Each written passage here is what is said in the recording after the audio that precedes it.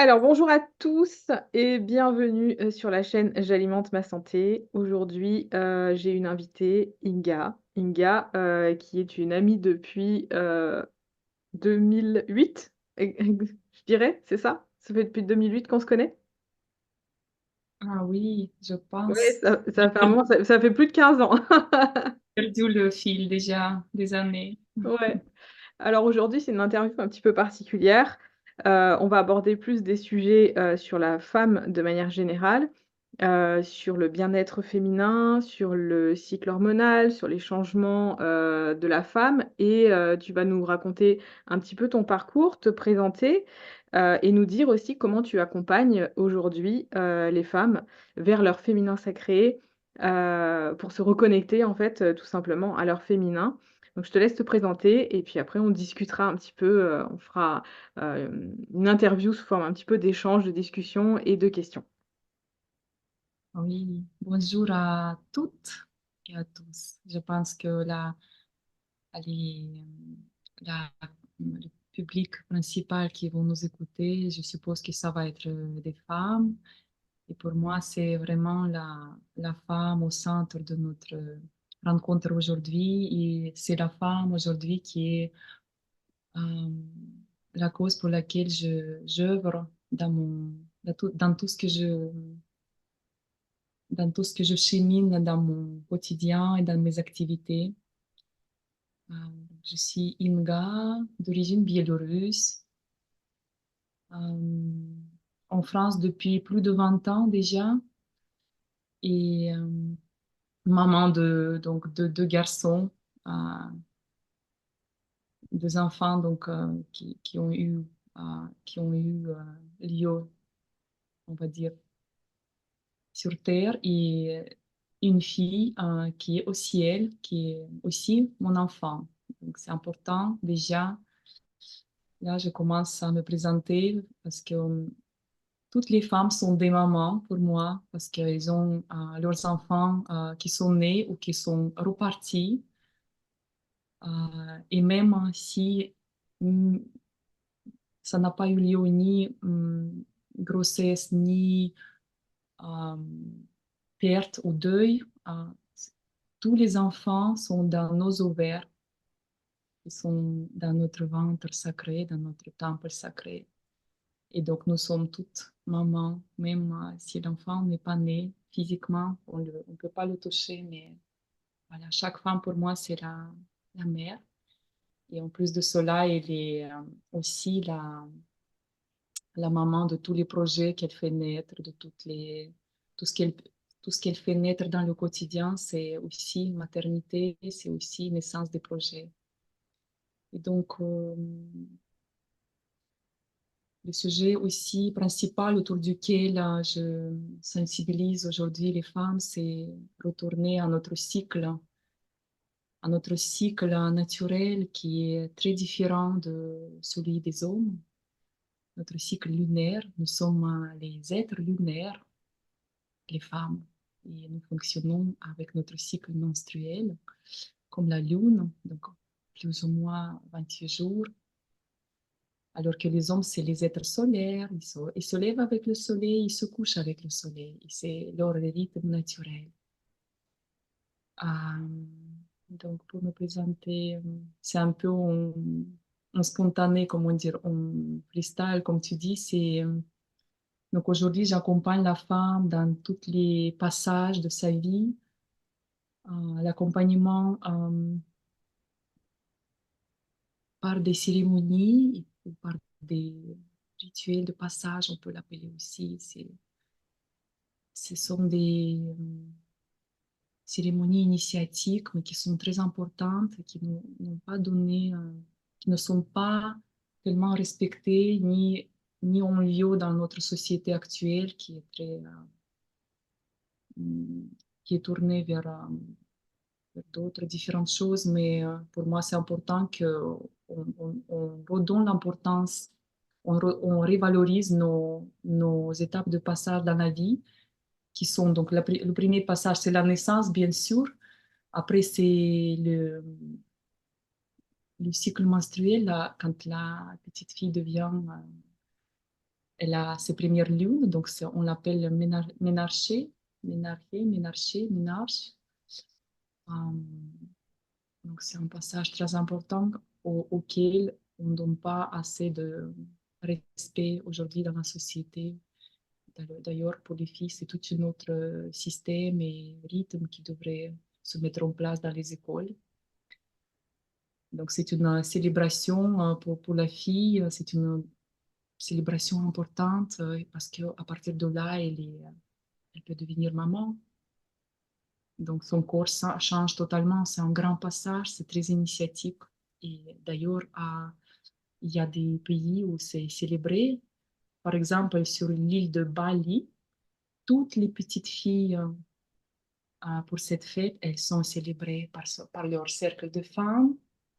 C'est les femmes, la lignée des femmes de la famille qui se réunissent pour cette, même si quelques femmes, mais ça peut être des femmes qui sont proches au cœur, avec qui cette fille elle a grandi, donc elle entoure, elle s'assoit, et elles vont la célébrer, elles vont lui raconter chacune sa propre histoire, comment c'était pour elle, ses premières lunes. Elles vont lui donner des petits cadeaux, ils vont la célébrer avec des pétales de rose sur le sommet de la tête. Ils vont chanter ensemble, donc dans un cercle, elles se sentent vraiment initiées par des choses très simples. Donc en fait, notre féminin sacré, qui est la phrase qui est très à la mode aujourd'hui, mais c'est pas forcément qu'on arrive à comprendre ce que c'est, mais pour moi, le plus sacré, c'est dans les choses très simples pour la femme. Pour moi, nous les femmes, on est sacrées par notre cycle, justement notre cycle menstruel qui est très mythique et notre capacité de notre corps de donner la vie, d'amener la vie sur Terre. Et donc, cet état mythique que chaque cycle, chaque mois, notre corps va se mettre en place pour donner la vie ou pas.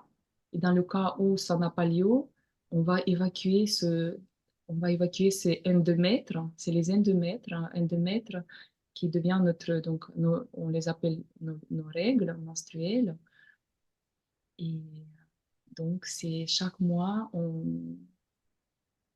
cette porte mythique qui s'ouvre entre les mondes, je peux dire, parce que c'est la porte où on amène la vie sur Terre, quelque part. Donc, c'est, c'est quelque chose de très puissant et très magique chez la femme.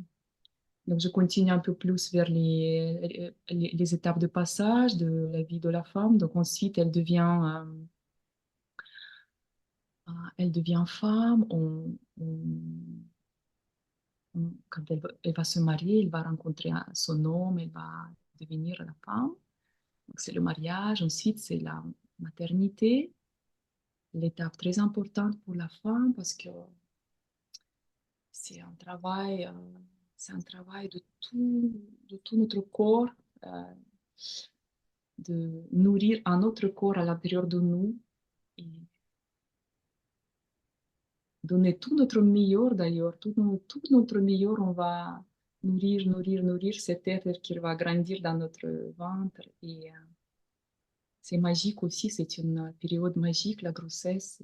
C'est vrai que les deux grossesses que j'ai vécues, c'est vrai que j'ai que le souvenir d'être vraiment dans un autre monde. C'est un monde à part. C'est un monde à part parce que c'est...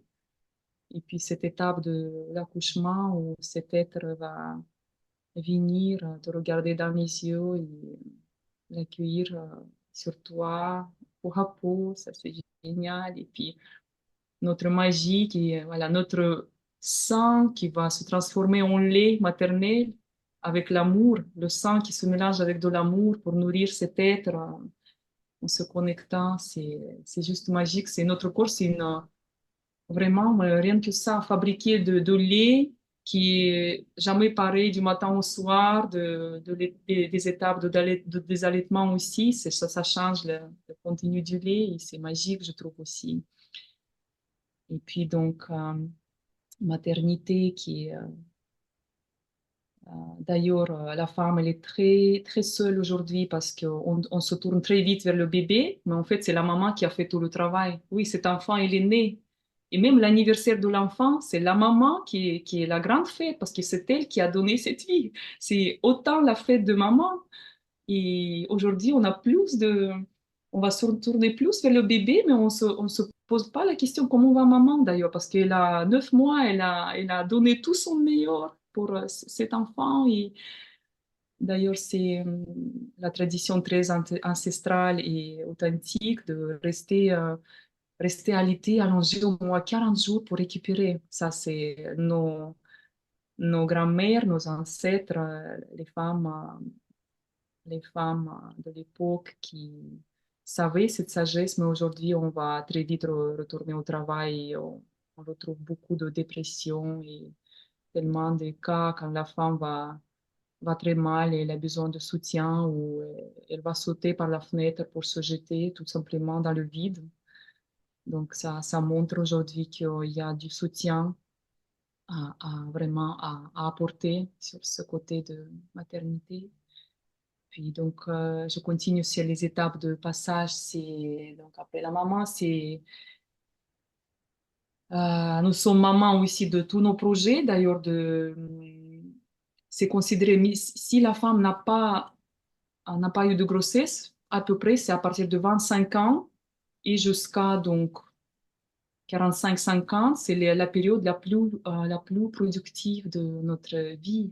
C'est là où on va avoir le plus d'énergie créatrice, le plus de créer, faire naître des choses de ce qu'on aime faire. Et donc, après, on va approcher vers la préménopause et la ménopause. Donc, ça, c'est les passages qui sont très importants, tellement ignorés et non respectés, non valorisés aujourd'hui aussi. La femme est très seule, même dans ce passage de ménopause. C'est l'âge de sagesse pour moi. Et aujourd'hui, je suis justement dans l'étape de préménopause moi-même. Donc, je peux dire que je cherche les traditions, je cherche le savoir, je cherche cette sagesse, je cherche cette femme pour m'entourer, celles qui ont vécu ce passage, celles qui sont passées à la ménopause, parce que c'est très mythique aussi. Et donc, ménopause. Et le dernier passage qu'on a tous tellement peur, c'est le départ de la Terre, c'est quitter ce corps, et donc c'est la mort, le passage aussi mythique et inconnu est tellement tabou, et tellement parce qu'on ne sait pas ce qu'il y a derrière, et c'est pour ça qu'on a tellement peur, mais c'est normal. Moi, je respecte toutes les émotions qu'on a par rapport à un tel ou tel passage, parce que c'est, euh, c'est l'inconnu. Donc, moi, je trace aujourd'hui ce chemin presque toute seule, on va dire. J'essaie voilà, dans mon but, je veux m'entourer des femmes et vraiment créer un cercle de femmes sur le thème de ménopause. Et pour notre âge, dans le cycle de l'année, c'est l'automne. L'automne. Et donc l'hiver, c'est le départ, c'est la mort. Donc, justement, dans un deuxième temps, j'aimerais parler des cycles qui sont comment trouver la synchronicité dans la nature, dans les cycles de la nature avec notre cycle de vie et Mmh. avec notre cycle menstruel. Tout est cyclique, en fait. Je reviens à cette phrase principale que pour la femme, nous, on est très différents des corps des autres parce qu'on est cyclique et que la plupart des expériments tous les médicaments hum, la plupart en fait, de tests scientifiques, médicaux, se fait sur les hommes parce qu'ils sont stables. Et nous, c'est pas notre défaut, c'est notre valeur et notre richesse. C'est parce que nous, on est cyclique et on ne peut pas être pareil.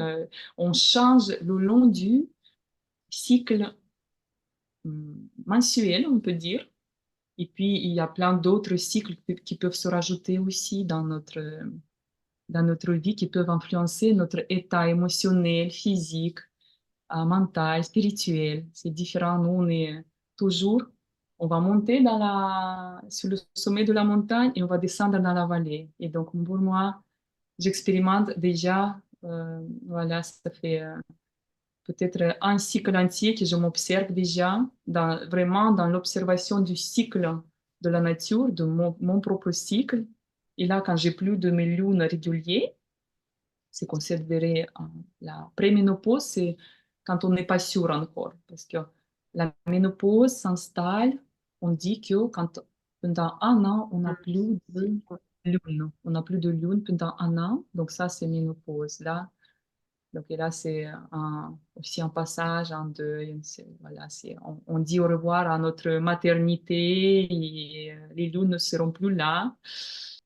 Et alors, tu sais, moi, par rapport, j'ai beaucoup de femmes, hein, qui nous écoutent et j'ai beaucoup de personnes, que j'ai en accompagnement et en coaching et j'essaye, au maximum, tu vois, de travailler avec le cycle aussi de la femme, tous les mois parce que on va pas avoir la même énergie, au début du cycle, au milieu du cycle, à la fin du cycle et j'essaye aussi maintenant, tu vois, de faire en sorte que les femmes soient vraiment à l'écoute de leur cycle parce que nous, on travaille beaucoup en sport, on fait beaucoup de sport aussi dans mes coachings, dans mes accompagnements et moi, par exemple, j'ai eu beaucoup de mal à m'arrêter, tu vois? Parce que je suis quelqu'un de très active, je bouge beaucoup et j'ai une espèce de culpabilité, en fait, tu vois? Quand je vais arrêter de faire du sport, quand je vais arrêter de bouger et j'ai remarqué que je ne suis pas la seule et quand j'ai partagé mes expériences avec mes derniers cycles,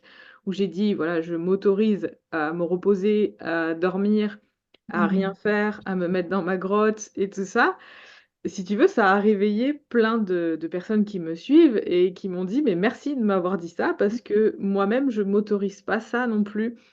Et j'aimerais bien que tu nous parles de ça, de s'autoriser justement à un petit peu plus ralentir pendant ces périodes-là, pour toutes les femmes qui nous écoutent et qui sont peut-être en plein, heu, dans leur phase en fait où elles ont un cycle hormonal, qui est régulier, qui est normal, et en tant que femme en fait, d'accepter de ralentir et que tu nous expliques aussi pourquoi, il faudrait le faire, tu vois? Parce que le fait de nous expliquer aussi pourquoi, ça nous permet, nous, en tant que femmes, de ne pas culpabiliser, en fait et de comprendre pourquoi on va le faire et ça va nous donner une raison de le faire.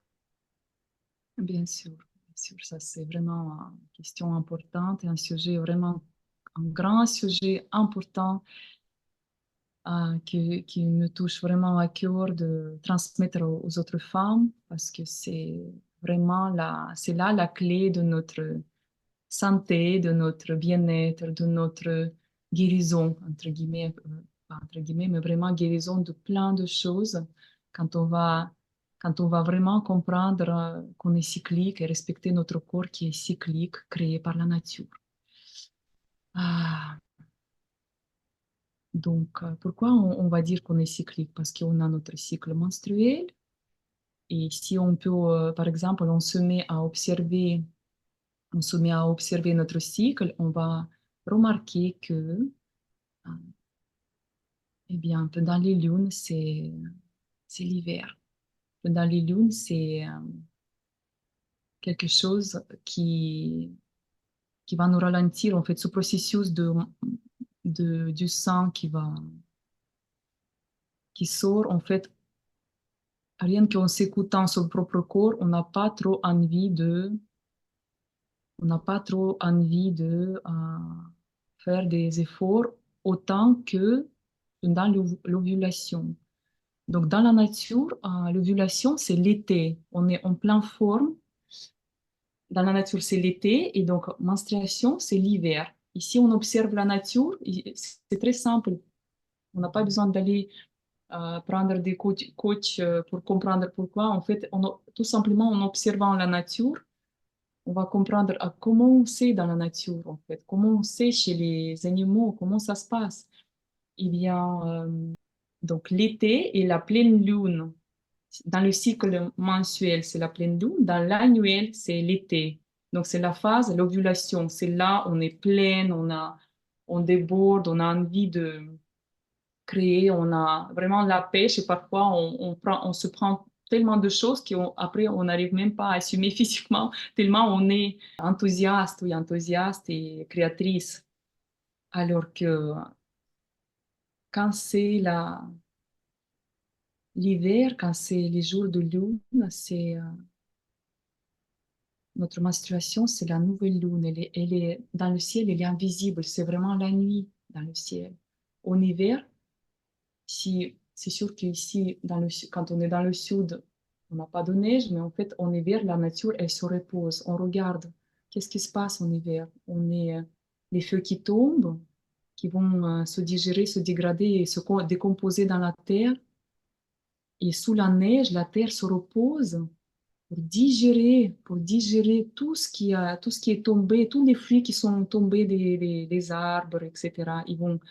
Ils vont partir dans le compost et se reposer sous la neige. Pour faire quoi? Pour nourrir les nouveaux pousses au printemps. Donc le printemps, pour nous, c'est donc quand on a, voilà, notre hiver s'est terminé, si on prend le cycle menstruel, c'est la phase montante. D'accord? C'est de nouveau, dans notre corps, se construire la matière pour accueillir encore chaque mois, on produit pour accueillir une grossesse, en fait, une nouvelle vie. Donc, c'est magique, ça, c'est très, très fort.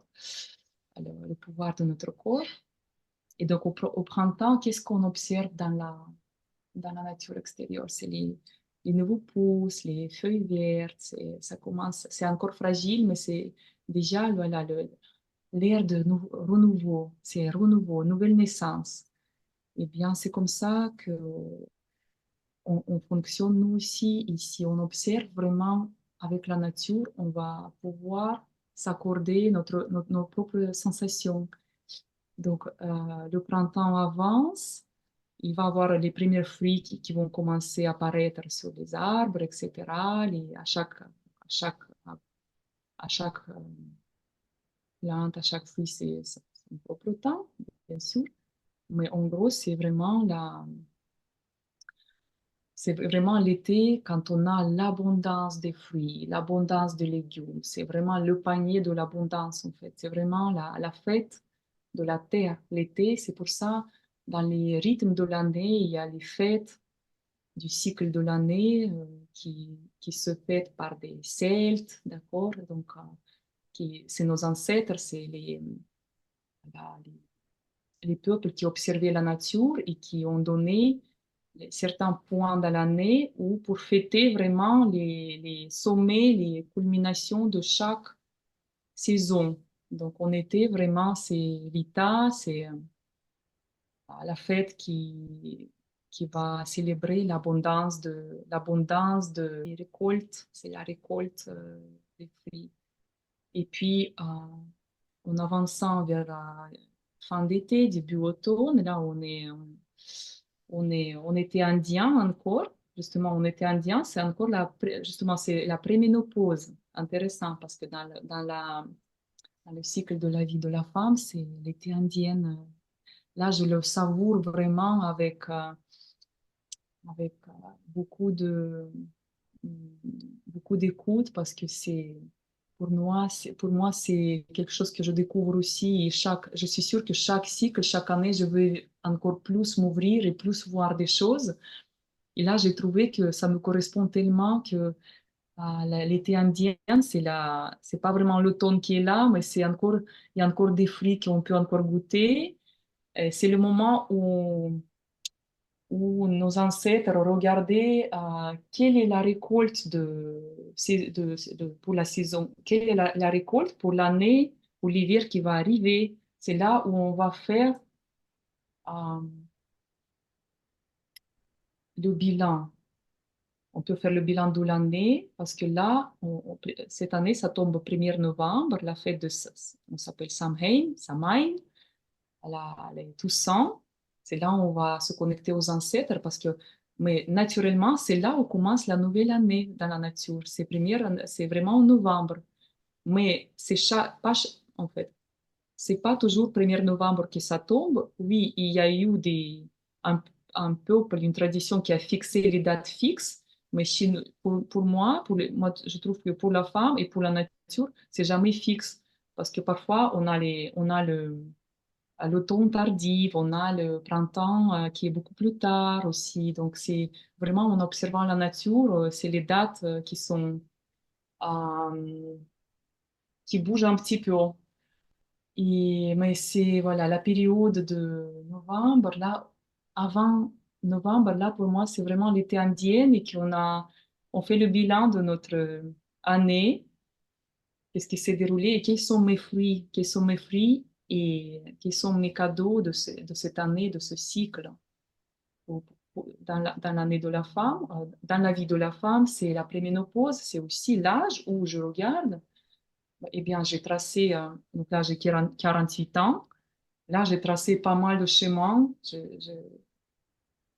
Je regarde quels sont mes fruits, quels sont mes cadeaux, quels sont mes euh, succès et non-succès aussi. Quels sont les produits que j'ai pu accoucher, les fruits que j'ai pu accoucher, les bébés, entre guillemets, et les bébés qui n'ont pas pu être nés. Par exemple, j'ai voulu toujours avoir une fille en tant qu'enfant sur Terre, mais j'ai pas, donc elle n'est pas venue, ça ne n'est pas fait. Et maintenant, une de mes euh, processus que je traverse, c'est vraiment euh, ce deuil. Oui, on peut dire que c'est un deuil, que je ne deviendrai pas maman d'une fille.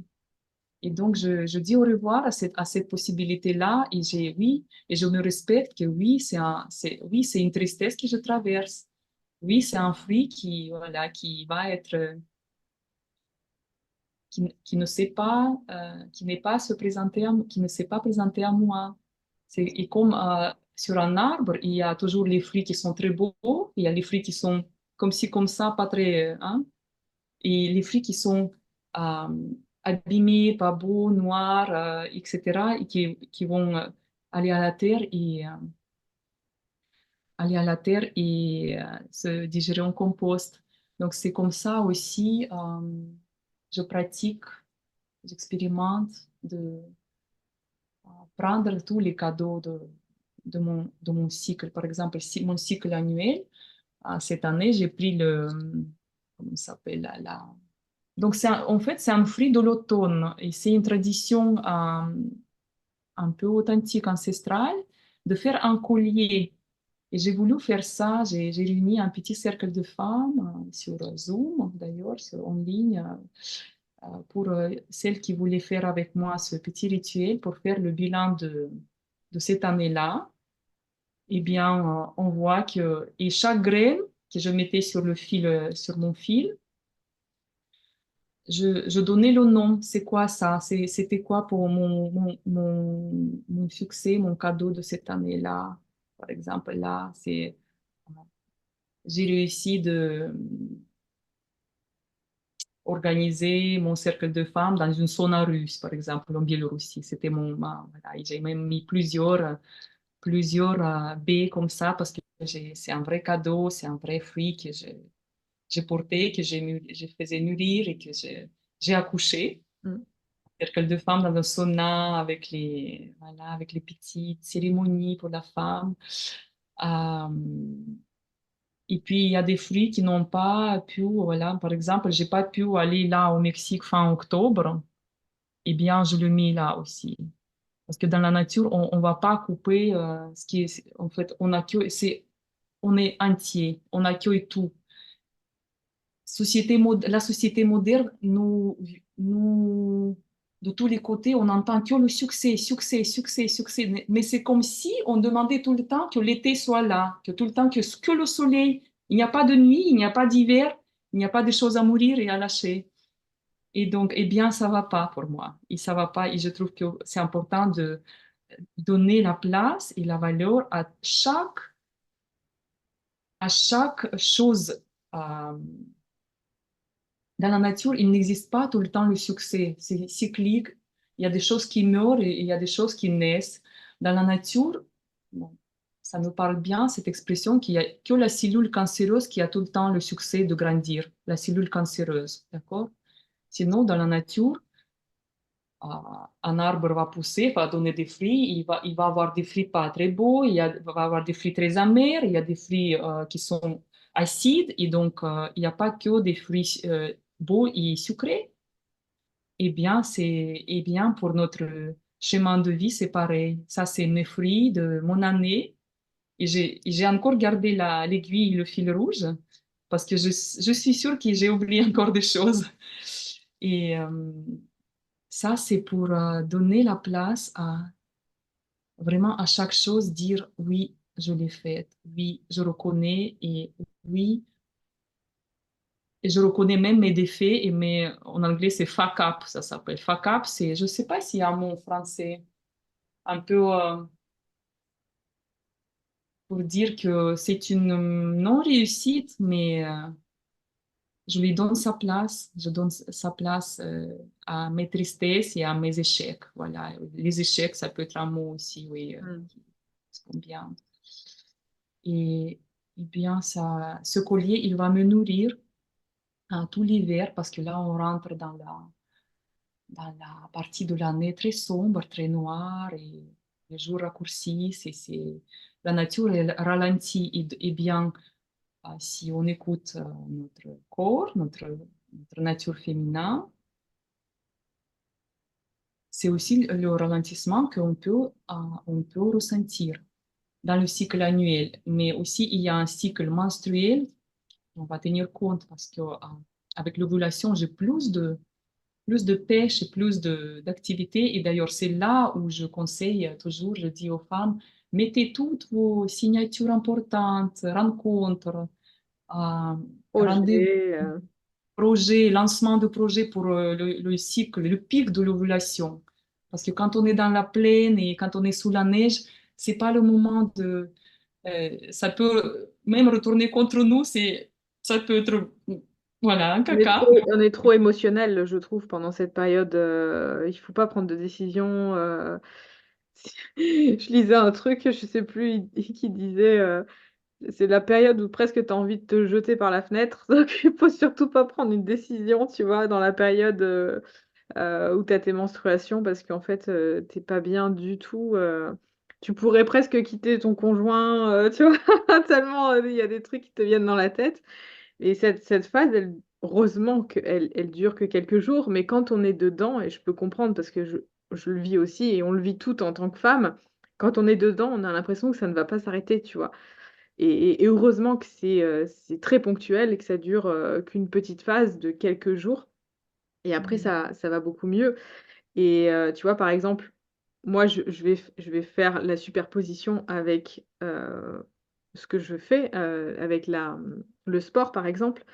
Tu vois, je vais dire aux personnes de faire leur meilleure performance, en sport aussi pendant l'ovulation, tu vois? De profiter, en fait, de cette période d'ovulation, pour faire des performances au niveau du sport. Pour des sportifs, c'est vraiment la bonne période et à l'inverse, quand il y a les menstruations, de ralentir et voire de se reposer complètement et de faire ce que nous on appelle, un deload, c'est-à-dire, ne plus faire de sport du tout ou alors faire des choses très, très douces comme de la marche ou, de la randonnée ou du yoga ou des choses comme ça.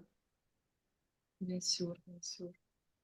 Le temps des lunes, c'est vraiment contemplation intérieure. La nature nous appelle à faire pareil, en fait. C'est le temps, c'est quoi? Qu'est-ce qui se passe?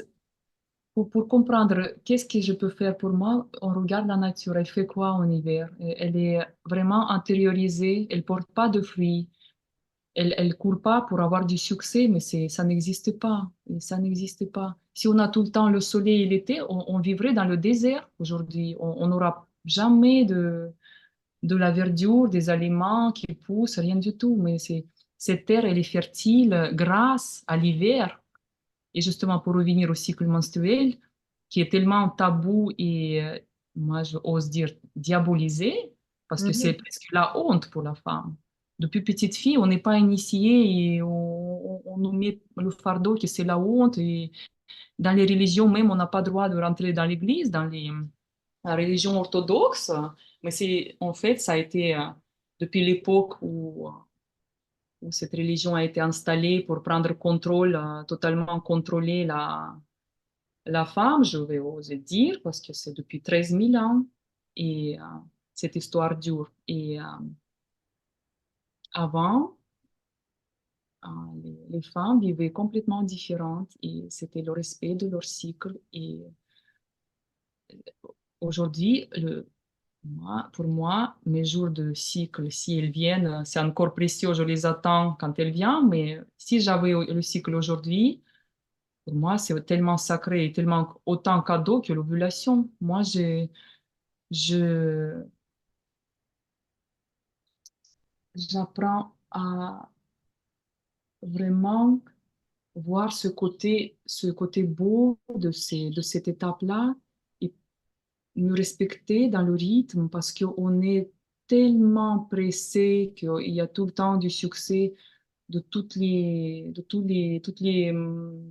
médias, comment dire, les réseaux sociaux. On voit que la femme succès pour réussir, mais personne ne respecte et ne parle des côtés non réussites, des côtés où on est dans ce côté du ralenti, de sensible, de pleurer, on peut pas tout le temps rire non plus. C'est cyclique et nos émotions sont toutes méritent d'être respectées. Et vous imaginez la femme qui est cyclique. En plus, qu'est-ce il se rajoute? Donc, le cycle annuel, on a fait le tour. Le cycle menstruel, on a fait le tour séparé comme l'annuel. Donc, c'est l'hiver, le printemps, l'été et l'automne. Dans la menstruation, c'est pareil. Donc, on monte vers l'ovulation, c'est comme si vous montiez à la montagne et puis il y a la descente, tout doucement. Et puis, il se rajoute aussi des cycles que j'appelle des cycles de trauma ou des événements qui influencent très fortement notre vie au quotidien. Parce que, par exemple, moi, au mois de novembre, là, moi, j'approche le début novembre, moi, j'ai perdu mes parents.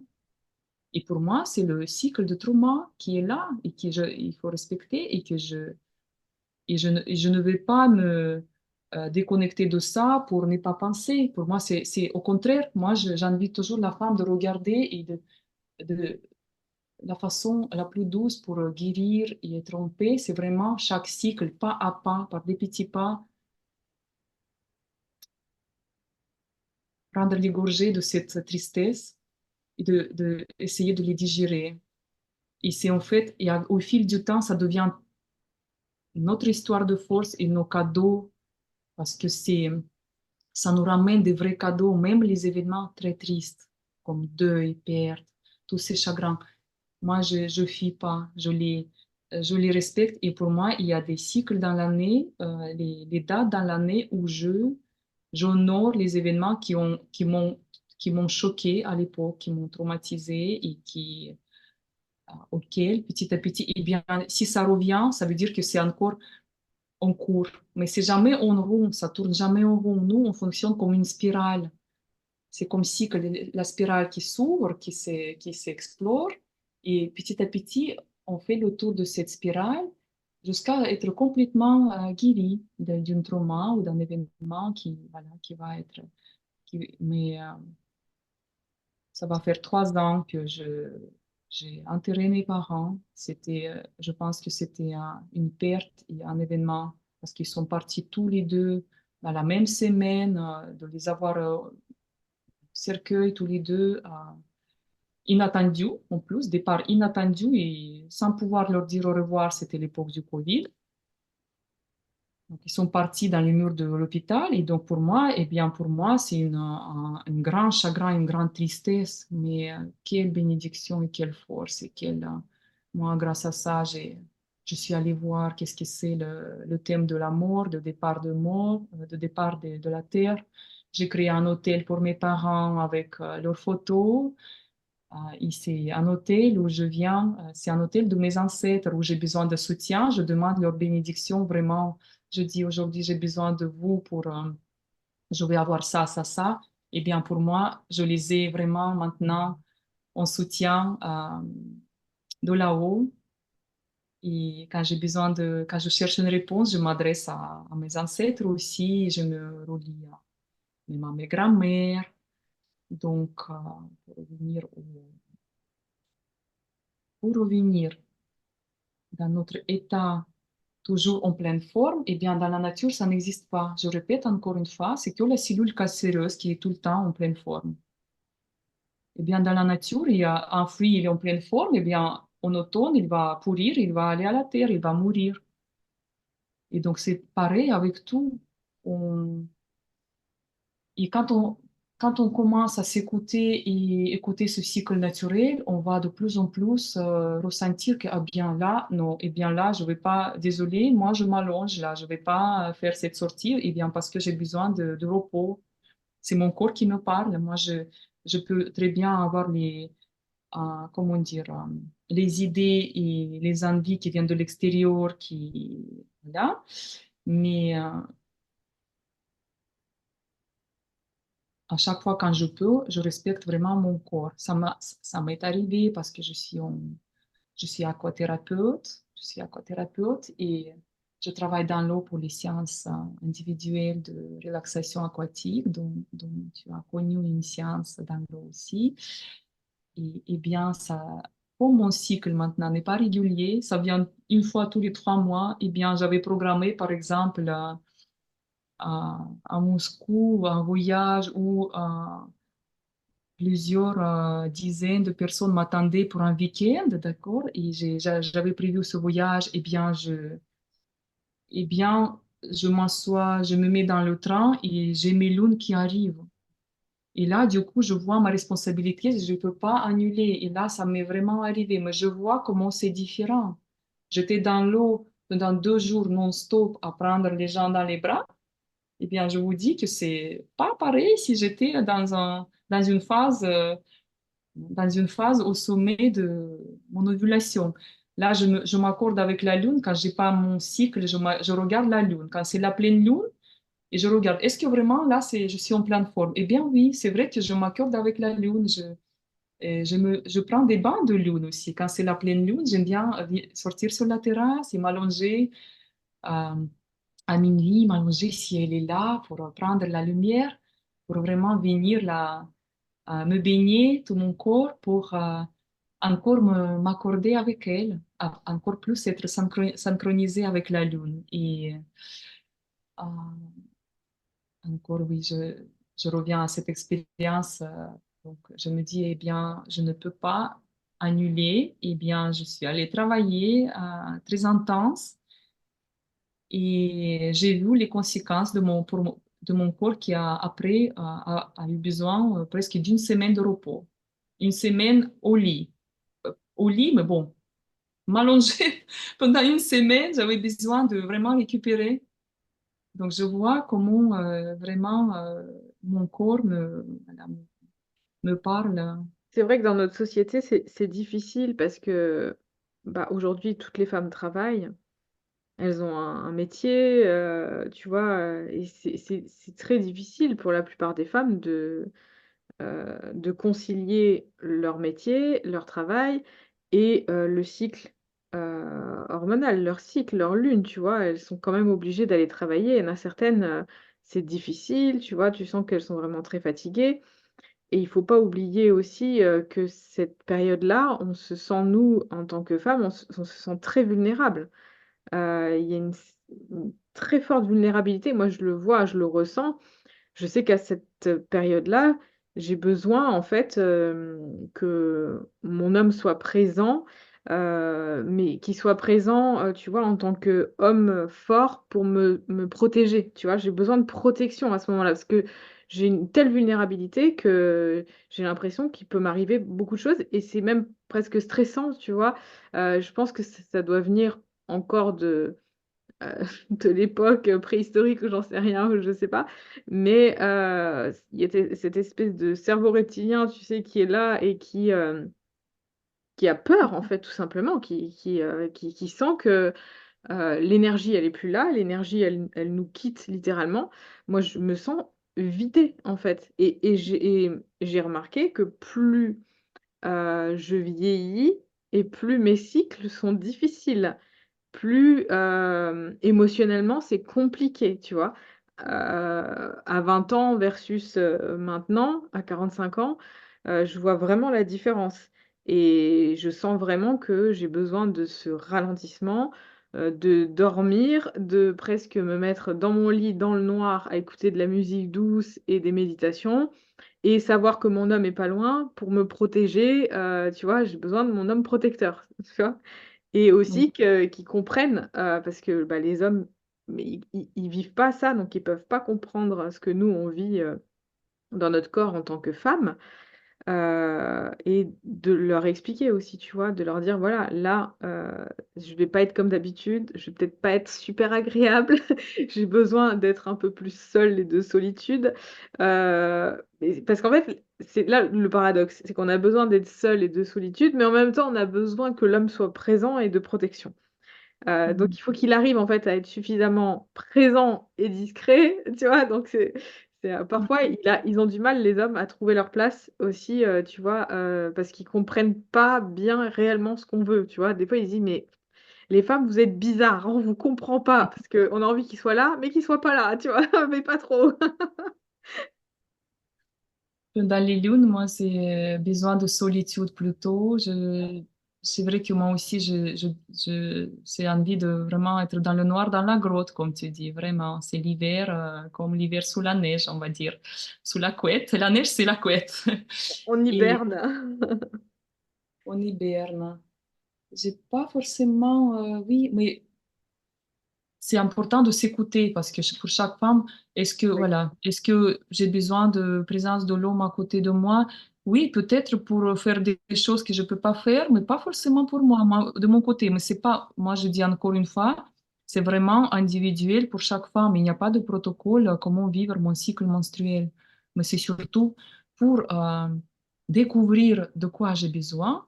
J'invite vraiment chaque femme de ralentir, de pouvoir au possible, comme c'est possible. Oui, tu as évoqué que beaucoup de femmes sont dans le travail, qui ne peuvent pas choisir. On n'est pas toujours toutes à notre compte, qu'on peut annuler nos rendez-vous et prévoir les rendez-vous dès qu'on récupère de notre l'effectif. forme. Oui, oui, oui. Mais c'est surtout de regarder déjà là où je suis, ok, je travaille, mais voir comment je peux dans les conditions que j'ai aujourd'hui, comment je peux faire pour que j'aille un peu mieux, pour que ça soit pour moi un peu plus cosy, un peu plus doux euh, ces jours-là, ces jours de cycle. Eh bien, je vais annuler tous mes rendez-vous après le travail, je vais direct me reposer, je vais peut-être faire, voilà, je vais peut-être rester à la plage après le travail ou quelque part dans la nature. J'ai besoin d'aller écouter le ruisseau, à la forêt, je ne sais pas, mais vraiment euh, rajouter ces, dans cette tradition, on va dire, je vais parler de cette tradition maternelle, dans la tradition maternelle, dans le sens comme on vivait nos mères, nos grands-mères, nos ancêtres de l'époque avant que s'installe petit à petit ce contrôle, cette hiérarchie, cette chasse aux sorcières, vraiment contrôle du monde par les guerres. Et c'est malheureusement, j'aime beaucoup les hommes, mais c'est eux qui font les guerres. Euh, j'adore les hommes. Moi. Je veux qu'on soit un couple, je veux que ce soit un couple sacré qui règne dans le monde au même niveau. Mais aujourd'hui, la femme, soyons d'accord, elle est bien contrôlée et elle est, comment dire, la femme aujourd'hui, elle n'a pas retrouvé ça. Elle n'est pas sur le trône, hein. Elle n'est pas sur son trône. Elle n'est pas sur son trône dans tous les sens. Et c'est pour ça que j'aimerais parler un petit peu de cette, euh, cette tradition qui s'appelle la maternelle, qui existait avant que ça ait été, on va dire, le mot patriarcat, je ne sais pas si patriarcat, Patriarcat. patriarcat, oui. C'est justement pourquoi les femmes étaient brûlées au bûcher, parce que elles étaient trop puissantes, elles étaient trop connectées à la nature, mais tout simplement, il allait cueillir des plantes pour donner une tisane à la femme qui va accoucher, pour accompagner les femmes. On était des femmes médecines, on était des sorcières, Oui, oui, on en était des médecine, guérisseuses. Oui, oui, oui. et il y a une époque où on a brûlé la plupart des femmes et des sorcières, entre guillemets, enfin celles qui finalement faisaient les remèdes. Et de là, on a mis en place les hommes qui ont commencé à étudier la médecine, mais le corps médical en fait, pas l'esprit, tu vois. Hem et d'ailleurs, au tout début, les femmes étaient interdites dans les études de médecine. Mhm. Il y avait que des hommes qui avaient le droit d'être médecins. C'est récemment, hein, je crois que les femmes ont eu le droit de faire des études de médecine. Mais bon, on étudiait les médicaments, enfin les remèdes chimiques, hein, tout ce qui était, plantes, herboristerie, médecine douce, tout ça, ça s'est perdu, hein, avec, à partir de cette époque-là, hein.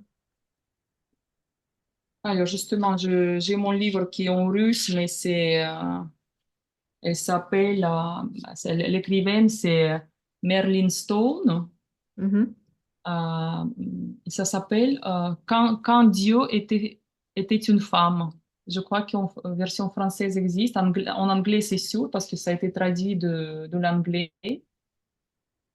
Donc, justement, ce livre, il va nous raconter comment la plus ancienne religion de la déesse, a été changée par une croyance patriarcale des dieux, des hommes dieux, en fait. Parce qu'aujourd'hui, tout est au masculin. Si on regarde, tout est au masculin. Tout est au masculin. Et ça dure depuis 13 000 ans déjà, cette histoire. Donc, on vient de très loin. Donc, Merlin Stone, c'est une sculpteur. Elle enseigne l'art et histoire des arts. Et donc, elle a étudié l'archéologie et histoire des religions antiques. Donc, elle a consacré une grande partie de sa vie pour cette recherche. Et donc, c'est un best-seller qui secoue aujourd'hui encore beaucoup Mmh. de lecteurs dans le monde. Et là, je suis en train de lire. Et en fait, on découvre ici que la plupart des statuettes qui étaient trouvées archéologiquement, c'est les corps des femmes. Et en fait, un peu partout dans le monde, elle fait les trouvailles. Elle explique que, en fait, la religion principale à laquelle comment dire, qui était présente, elle est linéaire, elle n'est pas, comment ça s'appelle,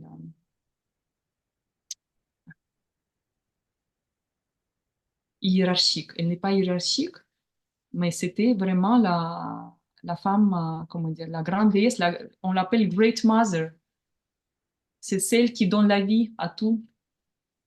Voilà, c'est celle qui au début et à la fin celle qui donne la vie et celle qui accompagne la mort. Et en fait, elle montre, elle raconte l'histoire à travers les pays, à travers les trouvailles archéologiques qui nous montrent certaines statuettes datent de euh, 50 000 ans en arrière. Et la plupart des statuettes, j'en ai une d'ailleurs qui est là, voilà, c'est un artiste qui crée la femme, la Great Mother, la grand-mère de tout, c'est la maman. Euh, la plupart des trouvailles de l'époque, c'était 97%, je crois, c'est que les statuettes de la femme qui prouvent que c'était ça, c'était ça la vénération, je ne sais pas comment dire le mot. Et une autre écrivaine, femme scientifique que je conseille vraiment à découvrir. J'ai dû t'envoyer le livre Maria Gimbutas. Elle est américaine, mais d'origine de Lituanie. Elle a donné toute sa vie justement mm, pour, euh, pour ses recherches archéologiques et elle a écrit plusieurs livres, plusieurs œuvres. Elle est déjà décédée malheureusement, mais les livres, ses œuvres à découvrir s'appellent le langage de le langage de Ma, je crois.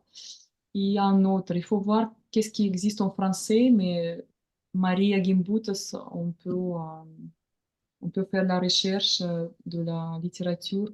Elle raconte vraiment cette époque où c'était matrilinéaire. C'est pas matriarcal.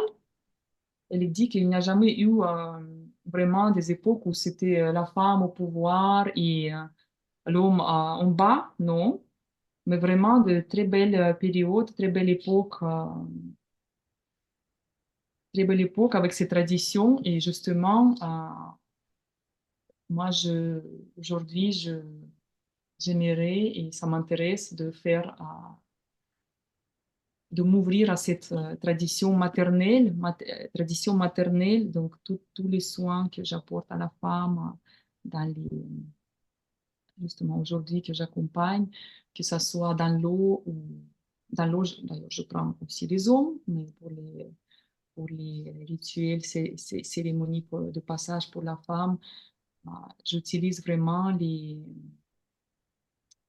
j'utilise moi j'appelle ça euh, tradition maternelle, en fait, c'est maternel, pour donner l'exemple, je vais expliquer là, je vais trouver des mots. Euh,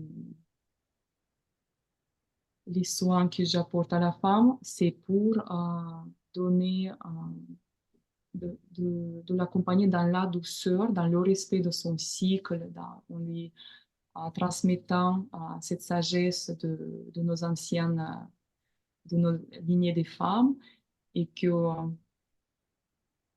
justement parce qu'on est cyclique, on est différent des hommes, et parce que on a notre cycle, c'est notre plus grande spiritualité. Voilà, c'est notre grand état méditatif quand on a des lunes. Et c'est tellement tabou parce que même à la télé, je me rappelle dans l'enfance, on a tellement peur que ça tâche quelque part notre vêtement, qu'on laisse la trace quelque part. C'est tellement diabolisé ces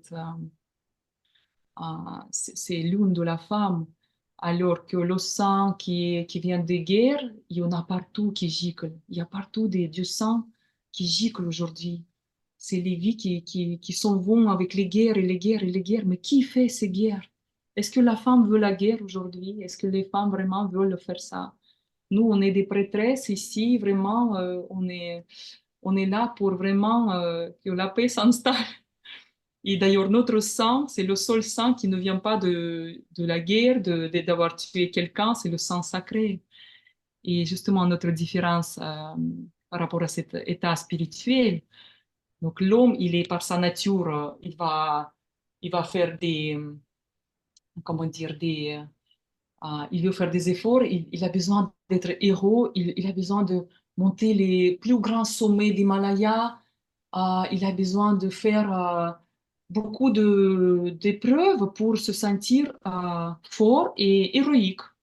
Alors que nous, notre puissance, la puissance de la femme, la principale, notre spiritualité aussi, on n'a pas besoin d'aller marcher sur les clous ou sur des brises de feu ou je sais pas, de sauter dans le vide ou de faire par exemple, des pratiques très extrêmes pour atteindre cet état. Parce que justement, ah, je- je- c'est important pour moi de rappeler à chaque femme que notre cycle de lune, c'est la plus grande spiritualité. C'est là, on est dans un état entre deux mondes. Juste imaginez, c'est là où on est connecté.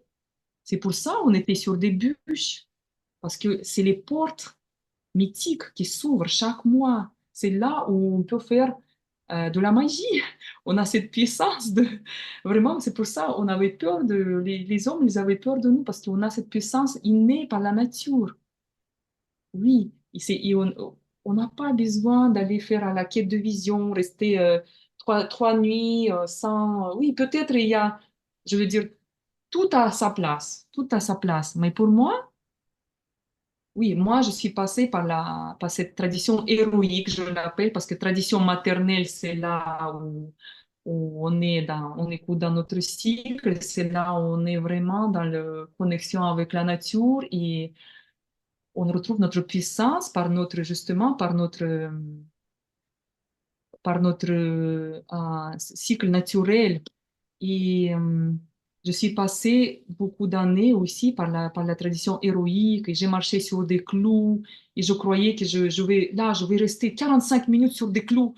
J'ai souffert, pour vous dire, c'est rien dire. Moi, je croyais que j'allais mourir, mais je me suis violée avec ça. Mais on se viole, mais presque tous les jours aujourd'hui, on peut se faire violer pour se faire du bien spirituellement. Il y a tellement de pratiques aujourd'hui où on va souffrir et on se fait mal. Et mon expérience avec ces clous-là, je me dis, mais c'est ma première et dernière fois que je me mets là. Mon corps, il a dit non, c'est stop.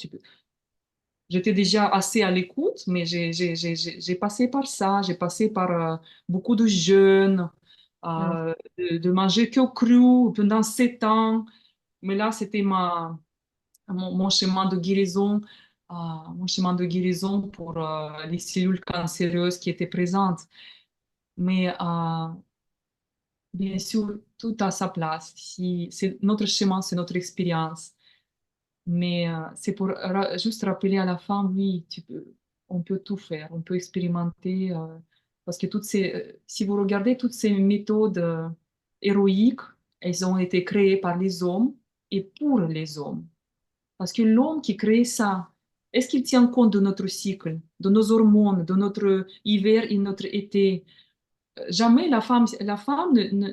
jamais la femme est étudiée pour tous les médicaments et comment dire, pour les statistiques, c'est souvent les hommes qui sont pris en compte. Donc nous, on est tellement embêtante et tellement non constante et tellement changeante que voilà, on ne tient pas compte. Donc c'est pour ça, la plupart des médicaments que d'ailleurs on nous prescrit des médicaments, ils étaient testés que sur des hommes, la plupart. Mais on nous prescrit la même chose qu'aux hommes. Et ça va pas. Moi, je considère que ça va pas. Et quoi dire d'autre? Euh, cette tradition héroïque encore. Oui, j'ai tracé ce chemin. Je respecte que je suis passée par là et grâce à ça, j'ai connu autre chose. Et aujourd'hui, je suis là pour apporter à la femme ce soin en douceur, cette bienveillance, vraiment ce soin maternel et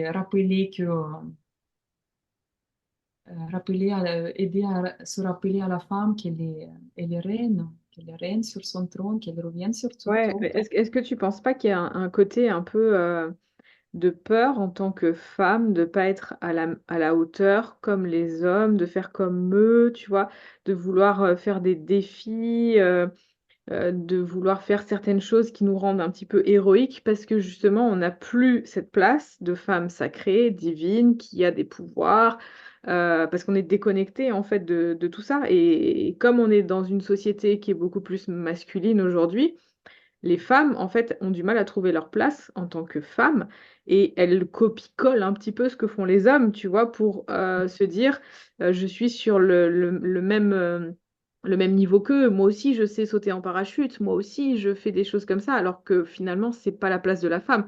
Mais moi, je me mets dans le lot aussi, tu vois. Il y a un côté de moi où je pense que moi, je me suis mis à la musculation quand j'ai eu en fait, ma phase de séparation que j'ai très mal vécue et je me suis sentie très vulnérable à cette époque-là et je pense que j'ai développé quelque chose où pour moi, faire de la musculation, c'était une sorte, d'échappatoire déjà, et ça a été aussi, comme, peut-être quelque chose où je voulais, prouver que j'étais forte, tu vois? Et que je pouvais, rivaliser avec un homme, en fait, tu vois. Je pense qu'il y a ça derrière. Alors aujourd'hui, j'en suis presque addict à ça, à cette pratique que j'arrive pas à m'en détacher. J'aime ça, tu vois, ça fait partie de mon quotidien. Mais je pense qu'il y a un côté peut-être un petit peu pathologique de moi où je me dis, attends, c'est pas, finalement, c'est pas le rôle d'une femme de porter des poids comme ça et de faire de la musculation, tu vois. C'est paradoxal parce que j'en suis consciente, mais pour autant, j'arrête pas. Hmm. Tout d'abord, je t'invite à te respecter déjà sur ce chemin et ne pas te culpabiliser. Oui, tu es là et tu regardes, petit à petit, tu vas trouver la réponse par toi-même. Mais d'où ça vient, ce sens de culpabilité? On est toutes coupables, la femme est coupable. Regardez, ça vient de plusieurs milliers d'années. Ça a été écrit que Ève vient du côte de Adam. Elle a été créée. Donc la femme, elle a quelle place? Donc c'est même pas une humaine, c'est même pas un humain. On vient du côte d'Adam en fait. Et justement dans ce livre-là, je l'ai pas encore lu jusqu'au bout, mais ça s'appelle Разоблачение, c'est le mythe de Adam et Ève, le mythe qui a été faussé, en fait, et on va découvrir complètement autre chose. Comment ça s'appelle ça en français? Donc, le mythe d'Adam et Ève, dans lequel on est grandi, Mm. ça a été créé exprès pour nous rendre coupables. La femme est coupable du péché, comment ça s'appelle là? Le Péché péché. originel, Oui, c'est la femme. Mais comment on peut aujourd'hui ne pas se sentir coupable? Déjà, depuis que tu es née fille, ça y est, tu es déjà coupable. À genoux. Mais on n'arrive pas à trouver notre place, bien sûr. Et maintenant, cette tradition héroïque, on va se marcher sur des clous, on va sauter on va porter des poids très lourds et on va pratiquer comme les hommes parce que dans ce sens de culpabilité, on va dire, OK, je vais me punir comment dire, pour le péché, là, pour se faire pardonner pour le péché. C'est inconsciemment, mais des milliers d'années déjà, on est dans ça. Et ça vient de là, on a grandi et Ouais. beaucoup de générations. La femme aujourd'hui, elle est déjà plus vulnérable, la femme.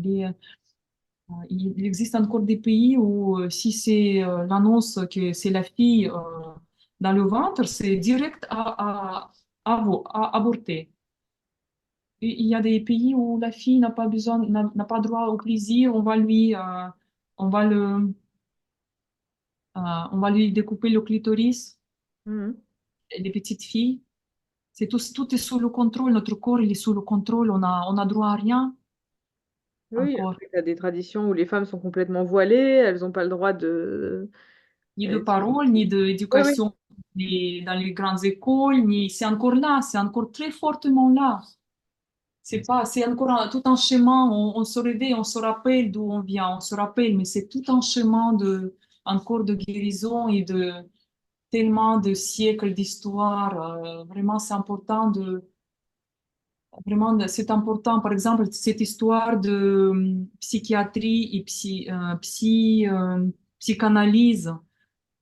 Docteur Charcot, si on regarde, il suffit de regarder le film qui est basé sur la vraie histoire. Ça s'appelle Le bal des folles. Ce sont des hommes psychiatres, gynécologiques, etc., qui se réunissent ensemble. Docteur Charcot était au centre. Et donc, il décide que puisque la femme a un utérus, eh bien, c'est la cause de l'hystérie. Pourquoi? Aujourd'hui, ça s'appelle hystérectomie. Quand on enlève l'utérus à la femme aujourd'hui, on l'enlève encore. Et Mhm. souvent, c'est que les hommes ont décidé à l'époque que voilà, l'utérus, c'est la cause et ils ont contrôlé totalement la femme. C'est la maison, l'hôpital de Chartres dans la région parisienne s'appelait, donc l'histoire, vraiment le film à voir, il a eu plusieurs Oscars. La réalisatrice, c'est une femme, évidemment, parce que c'est tellement fort cette histoire qu'elle se retrouve dans cet hôpital. C'est la femme, en fait, d'une Je l'ai pas famille vu qui... ce film. Ah, mais c'est un film à voir et à revoir, c'est très fort. Et donc, un simple exemple comment toutes ces femmes étaient enfermées dans cet hôpital, dans cette maison des folles, ils disent. Ils faisaient des expérimentations, ils faisaient des tests, toutes sortes de tortures aux femmes. Et donc, c'est tout de suite, mon état de colère, elle monte parce que j'ai et c'est normal, c'est naturel, parce que je suis tellement pour la cause de la femme. J'adore les hommes, hein. J'imagine qu'il y a des hommes qui sont aujourd'hui, qui ont du mal à retrouver aussi leur place par rapport à Bien toute sûr. cette violence qui se passe. Oui, oui. Il y a des hommes qui ne veulent pas faire la guerre, ils ne veulent pas, Bien sûr que non. comment dire, contrôler la femme. Et Non, bien il y en sûr, a, il ils y ont en a du beaucoup. mal, mais s'inscrivent. Ils sont obligés de s'inscrire dans cette comment on dit, paradigme qui existe depuis des milliers d'années, mais tellement d'histoires inscrites dans nos gènes, dans nos cellules, et on ne peut pas comme ça, hop, et effacer. On porte encore ça. Et Oui, mais c'est les, les hommes vivent très mal aussi, hein, leur masculin, hein. Et c'est pour ça que, je ne sais pas si tu as remarqué, mais de nos jours, l'homme n'arrive pas à vraiment trouver sa place. Parce que je pense qu'il y en a certains aussi qui aiment pas, hein, tout ce qui se passe, la guerre, etc. Et beaucoup d'hommes deviennent homosexuels de nos jours. Beaucoup d'hommes ont des changements de sexe. Tu vois, il y a aussi un côté où nous, les femmes, pour essayer de faire comprendre aussi, tu vois, c'est difficile de se faire comprendre parce qu'il y a un côté de nous où on sent qu'on est lésé, nous, en tant que femmes. Donc, du coup, on a l'accusation envers les hommes. Les hommes se sentent coupables, mais ils n'ont rien fait finalement, certains, tu vois, et ils sont juste là, en fait, à les tristesses subir. qui est des- ah, Ils mhm. subissent ça et du coup, ils savent plus comment se positionner aussi, tu vois, vis-à-vis de nous, vis-à-vis des femmes, parce qu'ils se sentent coupables, ils se sentent jugés, tu vois, ils se sentent pointés du doigt.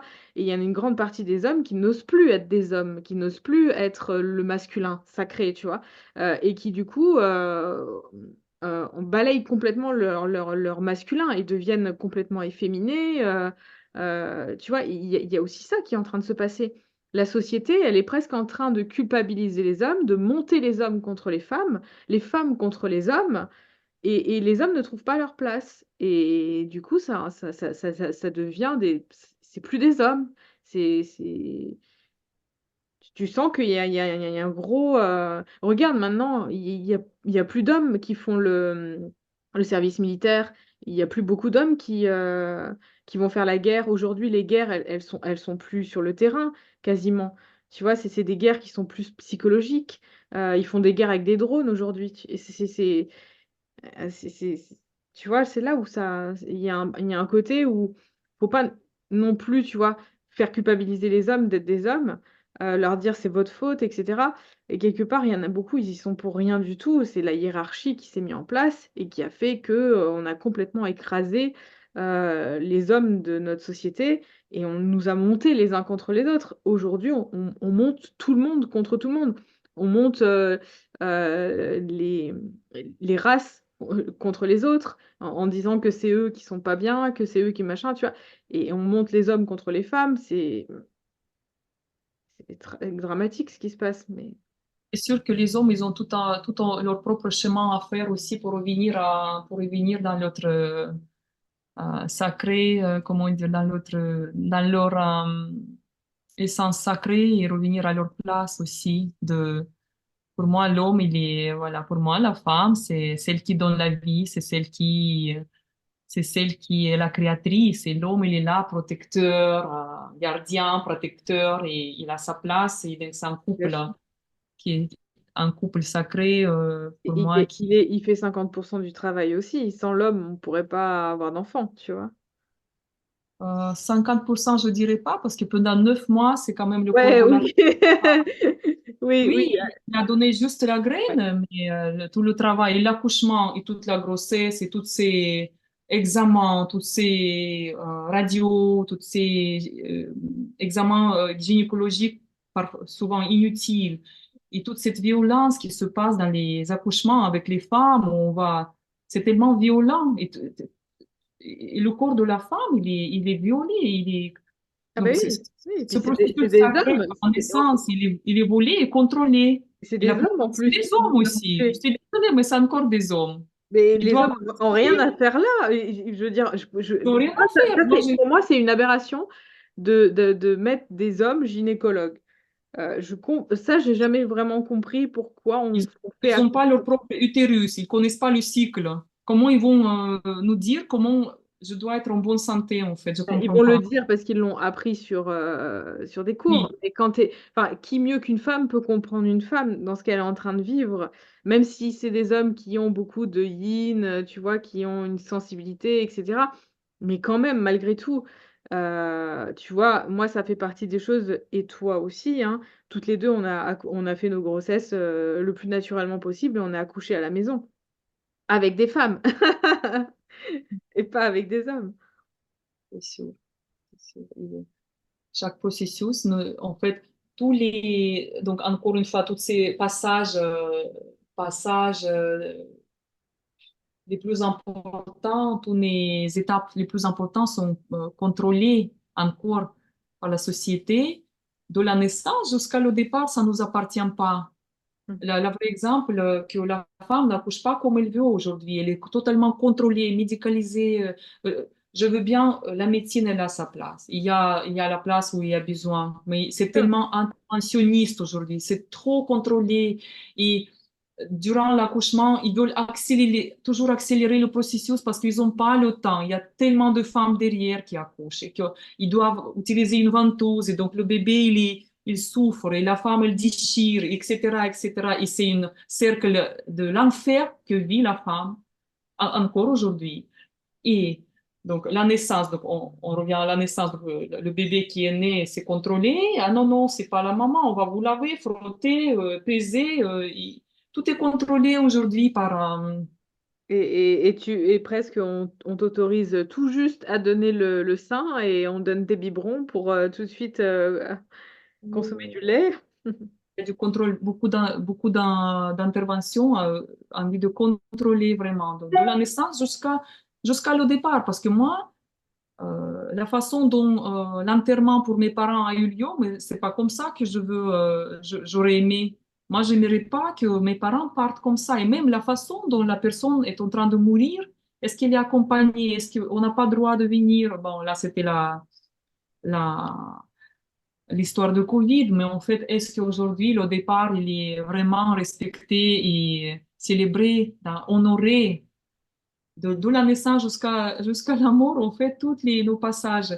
Donc, les accouchements, la femme ménopausée, elle est absolument mise, le monde entier est sous les hormones. Donc, on cherche, il existe les hormones phyto, donc par des plantes, il existe plein d'autres solutions, mais on va vendre plein de médicaments hormonaux pour cette femme ménopausée. Donc, c'est encore une sorte de contrôle de la femme, de corps de la femme, en fait. Ménopausée contrôlée, ça ne nous appartient pas. La, On nous la donne la petite pilule fille aussi, hein, les pilules, la grossesse, c'est toute la femme. L'homme, il fait partie, comment dire, il est le moins impacté, vraiment très peu impacté par rapport au corps de la femme. Tout ce chemin qu'on traverse avec les violences, en commençant par avoir nos lunes, ça y est, on est une femme. Le jour de mes lunes, je suis devenue une femme. Ça y est, gynécologue, les cystites, les pertes blanches, les machins, les trucs, allez, les frottis, les machins, allez, les pilules. Maintenant, voilà, je suis avec un homme, donc les pilules pour pas tomber enceinte, après, arrêt de pilules pour tomber enceinte. Et c'est tout le temps un processus euh, c'est une sacrée expérience, c'est un grand, grand, Oui. notre corps, il est vraiment, comment dire, il est violé et torturé. Moi, je ose dire que chaque femme, c'est sûr, au moins, toutes les femmes qui sont venues dans mes cercles Tentes Rouges, dans les cercles de femmes où elles portent leur histoire, toutes les femmes ont vécu ou des violences sexuelles ou gynécologiques. Malheureusement, c'est notre cercle, c'est notre chemin, en fait, qu'on a face à nous. Et au bout d'un moment, moi aussi, j'ai traversé deux viols sexuels. Et aujourd'hui, je me demande, je suis en chemin de guérison, mais en fait,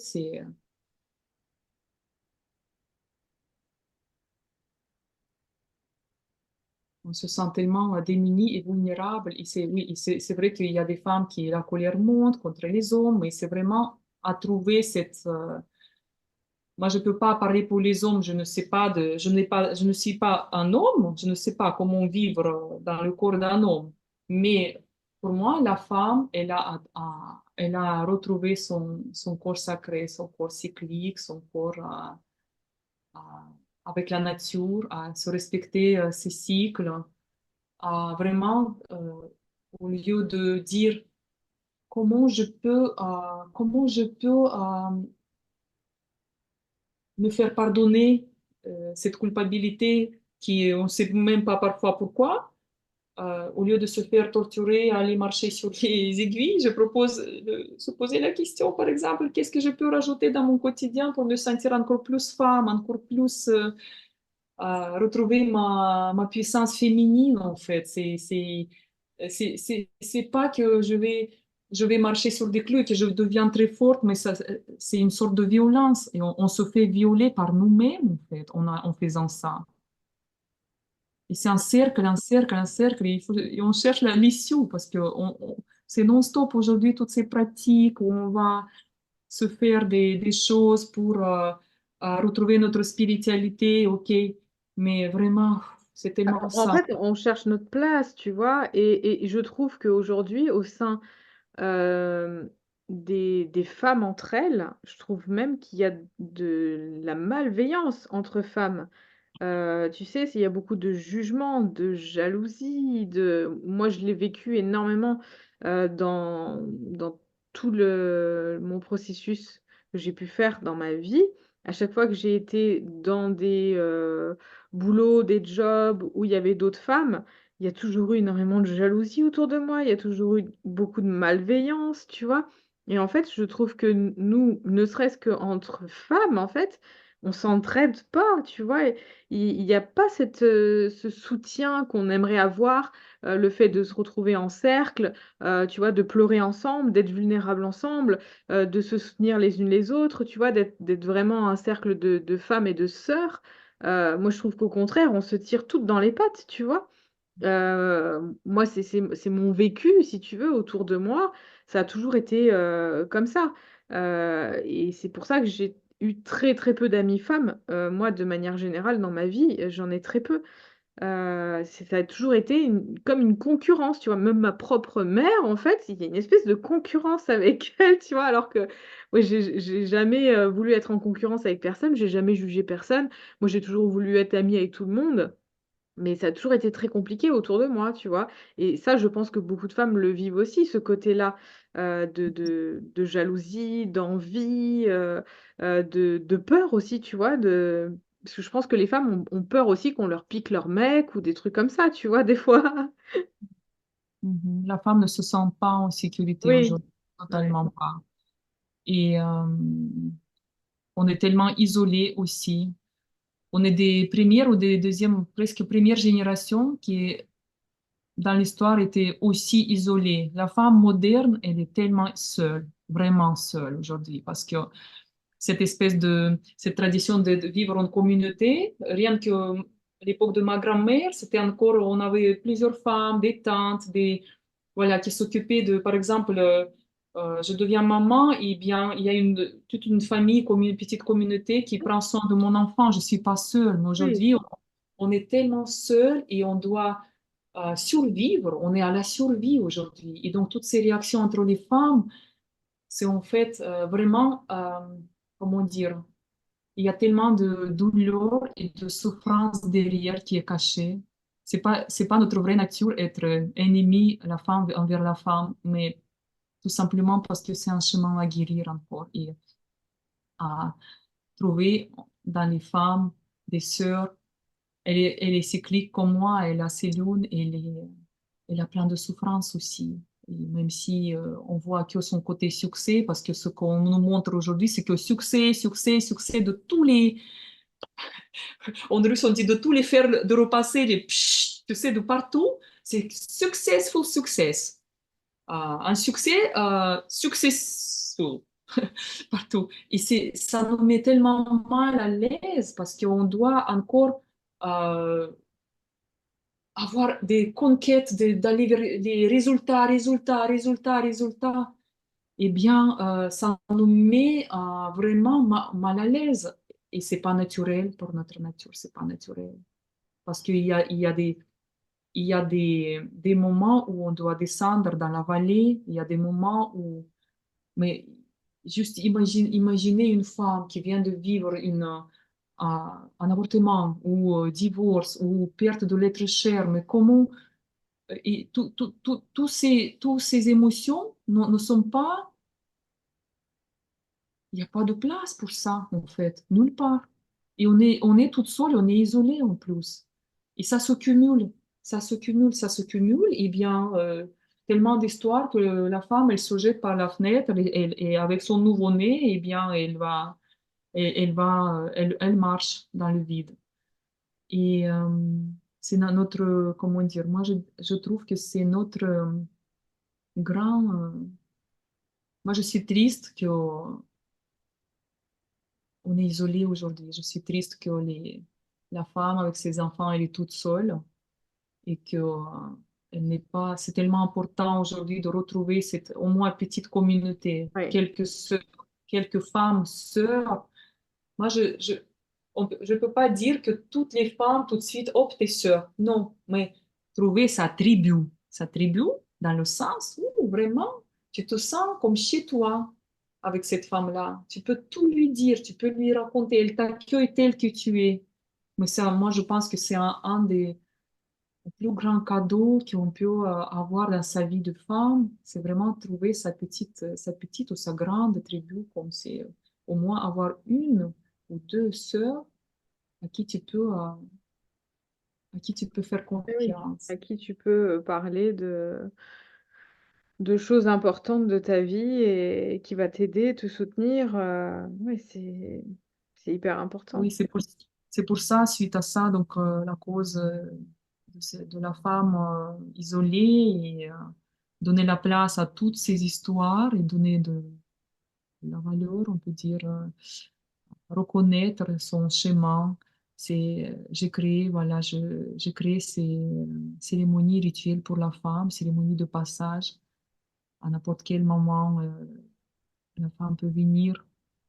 Je crée un espace vraiment secure, sacré, un instant suspendu, avec des bougies, avec des bonnes choses à manger, des tisanes à boire, et vraiment laisser la femme ouvrir son coffre caché, ouvrir ce qu'elle porte en elle tellement de temps elle n'a personne pour l'avouer. Elle n'a pas la place pour vraiment pour pleurer ou même pour hurler parfois, mais c'est parfois rien que j'ouvre la porte pour accueillir au cabinet une femme et rien qu'en rentrant, elle regarde, c'est secure, c'est c'est des voiles rouges, c'est des bougies, c'est là. Et elle commence déjà à pleurer avant que le rituel de 3 heures commence. Elle pleure déjà dès l'arrivée parce que elle se sent comme si elle rentrait, si elle cherchait, c'est un endroit, mais elle vient, elle est à la maison chez elle en fait. C'est là, c'est cet espace sacré que je crée, qu'elle se sent chez elle. Voilà, j'ai des frissons une vague de frissons de tout le corps. Bienvenue à la maison, en fait. C'est pour toi ce lieu. C'est là où tu peux déposer ton histoire. C'est là où tu peux retrouver reconnaître ton chemin et donner de la valeur à chaque événement de ton chemin, à chaque histoire qui n'a pas pu être verbalisée ou donnée place. Même cet enfant qui est parti, voilà, elle n'a pas eu le temps de réagir, voilà, même, elle n'a pas pu enterrer son enfant, par exemple. C'est volé aussi aujourd'hui, parce que, par exemple, euh, ça développe déjà en Russie, les doulas qui accompagnent les accouchements silencieux. Eh bien, quand il y en a beaucoup quand même, parce qu'on ne voit pas, ça fait partie de côté obscur de notre société, on ne montre pas, mais presque je ne sais pas, c'est spontané, moi je dirais chaque deuxième, troisième femme, elle a soit une perte, comment ça s'appelle, une fausse couche, ou la grossesse voilà, le fœtus qui s'est arrêté dans le Mm. schéma en cours. Et est-ce que ça, mais c'est un grand événement, et c'est pris dans les mains des contrôles. Les hommes, ça y est, ils sont au contrôle de tout, même de ça, mais ça nous appartient à nous. C'est la tradition maternelle à l'époque, c'est la tribu, c'est les femmes qui sont là pour la bercer, cette femme, pour l'accompagner. Et donc, aujourd'hui, il y a ce métier, je suis ravie que ça existe, que ça développe plus, la femme, elle choisit de faire naître son enfant chez elle, de lui dire au revoir, de le prendre dans les bras et de le mettre à la terre. Parce que nous, on est les enfants de la terre, on sort de l'utérus et on revient à l'utérus Pachamama, à la terre-mère. Quand on va mettre à la terre le corps décédé, c'est le retour dans l'obscurité sous la terre. On a très peur de ça. Je sais, c'est encore tellement tabou et tellement. Mais ce retour dans l'utérus de grand-maman, elle va nous tous accueillir un jour ou l'autre. Voilà, le seul succès et résultat qu'on a tous garanti, bah, c'est la mort. Oui, c'est clair. C'est le seul lequel personne ne peut s'en passer. Donc Ça, c'est on y arrivera tous. Ça, c'est sûr. et donc je reviens, oui, je reviens donc dans cet espace sacré pour la femme qu'elle a tellement, parce qu'elle est isolée, parce qu'elle n'a pas la place. Il y a ce monde des hommes des affaires, de succès, de beaucoup de, comment dire, c'est très violent pour la femme. C'est trop, ça va trop vite. Elle n'a pas le temps de ralentir parce que notre cycle, c'est pas le même qu'avec les hommes. On n'a pas le temps, on peut pas tout le temps courir avec eux. On peut pas être à cette vitesse-là.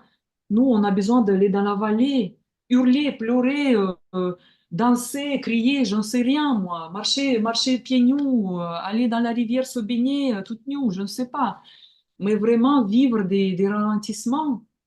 Et là, justement, c'est la clé du succès de notre. Justement, quand tu as évoqué que tu te sens plus comme avant, parce que plus tu vas aller dans ton cycle, plus tu vas être dans ta force, justement. Plus tu vas être dans ta performance après. Parce que quand tu es quand tu es cyclique et synchronisé avec ton cycle et avec la nature, eh bien, justement, après 40 ans, on commence à le sentir. Si on n'est pas synchronisé, eh bien, notre corps, il va lâcher. Et notre santé, combien de femmes, il y a beaucoup de... Les femmes sont beaucoup malades aujourd'hui. On est trop, on veut trop de résultats Enfin, on fait trop et de on choses. Nous, trop de choses. en tant que femmes, on nous demande de tout faire, la cuisine, le ménage, les enfants, travailler, avoir Et notre non, cycle. Enfin, on c'est arrive à un énorme. moment où on est en saturation, en fait, on demande trop de choses. Mais aujourd'hui, c'est la société, au final, qui demande ça parce qu'il y a plus assez d'argent. L'homme, il peut pas ramener l'argent pour les 2 et les 2 sont obligés de travailler et du coup, la femme, elle a pas son rôle de femme. Au lieu d'être à la maison, d'être la femme de maison, de s'occuper des enfants, du repas, enfin voilà, de sa place de femme, elle est obligée d'aller prendre 50% de cette place, d'aller travailler, faire d'autres choses, alors que normalement, sa place est pas réellement là, hein. Sa place, oui, oui, sa place réelle, c'est être maman des enfants ou des projets. Et Oui, je crois très bien que la femme peut être femme d'affaires, mais à son rythme, si moi, je connais des femmes d'affaires très riches qui sont dans le business et qui sont dans le cycle, qui sont accordées, synchronisées dans leur cycle aussi. Donc, je pense que aujourd'hui, moi, avant, je pensais que oui, la femme, sa place, c'est plutôt à la maison. Mais aujourd'hui, voilà, je suis ouverte, j'ai ouvert cette porte et je regarde comment euh, cette ouverture plutôt favorable. Ok, la femme, elle peut porter le pantalon, elle peut avoir ses enfants que les affaires, pas forcément accoucher. Elle a droit, mais à condition que si pour elle, elle est heureuse, si Oui. elle est vraiment dans la joie, parce qu'il y a bien des femmes qui ne veulent pas du tout avoir des Ah non, enfants non, ah qui oui, oui, tout restent. à fait. Oui, oui, il y a des femmes qui sont pas du tout. Là, ce que je vais voulu dire surtout, c'est que on nous demande d'être sur trop de fronts à la fois. Pour la femme qui veut être maman, qui veut s'occuper de sa maison, etc., ça fait beaucoup de choses. Ça fait beaucoup de choses à gérer entre le travail extérieur, parce que moi, la plupart des femmes que j'ai en coaching, honnêtement, il y en a très peu qui font un travail où elles sont épanouies. La plupart, elles travaillent parce que il faut qu'elles mangent. C'est tout. Quand tu arrives à trouver un travail, moi, je dirais même pas un travail, je dirais une mission de vie, quelque chose qui te porte, qui t'amène des choses positives, où tu te sens bien, où tu te sens aligné, où tu vas apporter d'autres choses à la communauté, où tu te sens utile. Je pense que ça, c'est important. Tu vois, moi, je pourrais ne pas travailler aujourd'hui. Euh, j'ai fait en sorte, si tu veux, d'avoir une tranquillité financière où je pourrais ne pas travailler, mais je travaille parce que j'aime ça. J'aime accompagner des femmes, j'aime les aider. J'aime avoir des résultats.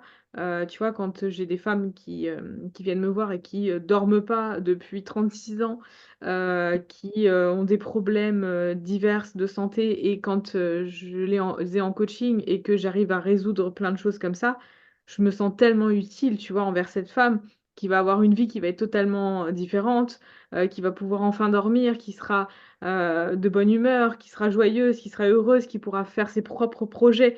Tu vois, en fait, mon but aussi, c'est ça, c'est d'aider les femmes à se sentir mieux dans leur vie, dans leur corps, parce qu'il y en a certaines qui sont très mal dans leur corps et du coup, elles ne peuvent pas faire leur mission pour ces raisons-là. Ou alors, elles s'alimentent pas de la bonne manière. Elles mangent pas ce qu'il faut, elles n'ont pas l'énergie pour aller faire leur mission de vie. Et moi, mon rôle, si tu veux, c'est d'aider ces femmes à aller mieux dans leur vie de manière générale pour qu'elles puissent aller faire leur mission. Mais il y en a beaucoup, énormément, en fait, qui ont un travail alimentaire et qui ça leur plaît pas, en fait, ce qu'elles font. Et elles sont obligées aussi, en plus de ce travail, de s'occuper de la maison, de s'occuper des enfants, de s'occuper du mari, de s'occuper du ménage. Et si tu veux, elles sont complètement submergées. Elles n'y arrivent plus, quoi. Et c'est là où on a comment dire, on est surmenés, dépassés, et ça nous rend, vraiment, ça demande beaucoup d'énergie, de force, et en plus, la société nous demande tout le temps sourire et avoir du résultat et du succès. Mais comment c'est possible? Oui, oui, d'être Et toujours. c'est quand que je peux souffler et rien faire et aller sous la couette et pleurer et vraiment et respecter cet état-là et protéger mon corps quand j'ai pas envie que mon homme me touche et bien avoir mon espace, me, me, me consacrer serait-ce qu'une demi-heure par jour ou 5 minutes ou 10 minutes que pour moi, bah, l'être la plus chère. Chez nous, c'est qui? C'est nous-mêmes, c'est moi-même, c'est toi pour toi, c'est chaque femme se réaliser cette petit à petit. C'est vrai que c'est pas comme ça en instantané, mais petit à petit, vraiment revenir à cette écoute de soi. Donc, si on, c'est la conclusion, comment dire, conclusion de notre rencontre aujourd'hui, c'est vraiment conclusion, je dis conclusion, mais c'est vraiment, c'est quoi les grandes lignes? J'aimerais bien que les femmes nous posent des questions pour s'ils veulent qu'on explore un ou autre sujet. Mais les grandes lignes, le fil rouge, c'est vraiment la femme retour à l'écoute de son corps, je dirais l'écoute, le respect de toutes ces émotions qui ont place et ne pas se référer à ce monde où c'est tout le temps le succès. Penser à cette cellule cancéreuse, dans la nature, c'est que la cellule cancéreuse qui grandit tout le temps. Et nous, on a des temps de descendre dans la vallée, respecter ses émotions, vraiment apprendre à aimer ces jours de lune aussi, aimer les rendre visibles, comment dire, pour soi-même, parce qu'on n'a pas été initié, c'est comme c'était pour nous les jours de lune, on a très peu de transmission par nos mamans, donc c'est le tabou, c'est ah, je vais laisser une tâche, je vais tâcher, c'est la honte, et c'est de là où ça vient toute notre perte de confiance en soi, parce qu'en fait, on est coupable. Déjà, tout de suite, on est coupable. C'est vraiment Oui, et le jugement du corps aussi, beaucoup, hein, chez la femme, hein. jugement du corps, bien sûr, et aussi Du corps physique, il y a une pression. interdiction de vieillir, la peur de vieillir aussi, Oui, ça, c'est tout un sujet, le et oui, vieillissement, ça peut être tout un autre sujet, oui, le vieillissement qui n'est pas du tout accepté, bah, derrière, c'est la peur de mourir. ouais. Bah, dans la nature, c'est ouais. Le ver éternel, oui, c'est le sapin et comment dire, le pin et le sapin, justement, c'est les arbres qui on dit que c'est les éternités vertes parce c'est les arbres mythiques. Ils ont ceux qui étudient un peu les plantes, les arbres, j'ai lu un peu sur ces deux arbres.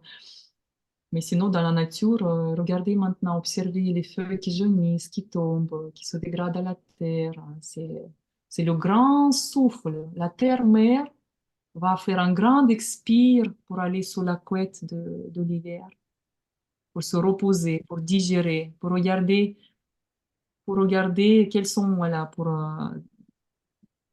le compost, regarder les fruits qui sont là et digérer, composter pour les nouveaux fruits de nouveau cycle qui va démarrer avec le printemps. Mhm. Mm.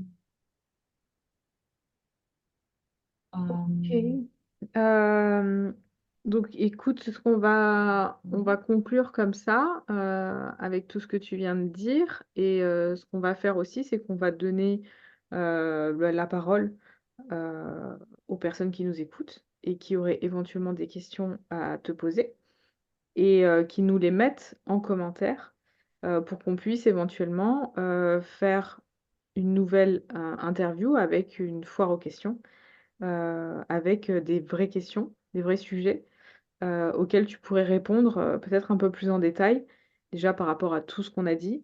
Et peut-être qu'il y a des choses qui sont encore des zones d'ombre pour certaines femmes qui auraient des questionnements par rapport à leur cycle, par rapport à leur ressenti ou par rapport à plein de choses, ou éventuellement par rapport aux rituels qu'il faudrait faire ou des choses pour la guérison. Voilà, donc mhm, n'hésitez pas à nous mettre en commentaire si jamais vous avez des questions ou des choses ou des sujets que vous voulez qu'on approfondisse un petit peu plus. Et dans ces cas-là, on fera une prochaine interview et on fera ça plus en détail. Parce que fait de faire ça sur Instagram en live, souvent ça bug, ça marche pas. J'ai déjà essayé, tu vois, c'est pas super fluide.